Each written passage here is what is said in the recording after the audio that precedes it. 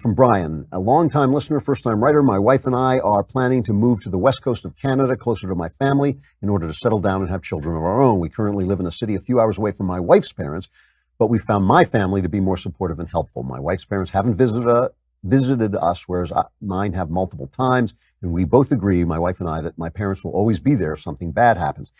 This is a mutual decision. My wife wants to do it as much as I do, but she does not know how to talk about this to her parents or to broach the subject. The last time she talked about this as a possibility, her mother said that she would be very angry if we moved away.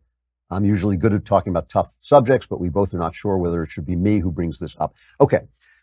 It should be her who brings it up, but you can be there, right? And here's what you do. You might want to do this in a public place so they don't, get angry and start screaming. You sit down with them, look them straight in the eye, and lie, okay? This is what you say to them. You say, for X and X reasons that have nothing to do with you, sadly, we have to move to such and such a place. Maybe you have jobs there. Maybe you feel you can get jobs there. Maybe it's because of the weather. Whatever it is, it's not because you're leaving them to go with your family. They don't need to hear that. They don't need to know it. It's none of their business anyway. This is your life. You have to do what's best for you, right? This is your life and your children's lives that are to be, right? You have to do what's best for them, what's best for you. That's your top priority. So you sit down with them. I would do it together, but if she's the important one, she's the one who should say it.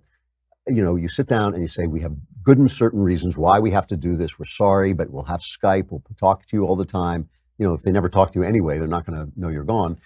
And explain it to them that way. If they yell and scream, you have to stand up for your wife. That's the reason I think you should be there. You don't stand up for your wife by saying, shut up, stop saying it. You just say, look, we're sorry you take it this way. We're sorry you're angry. We're sorry to have to leave you, but this is why we're doing it, and we're going to do it. And you have to do it. It's obvious from your description that it's something that has to be done.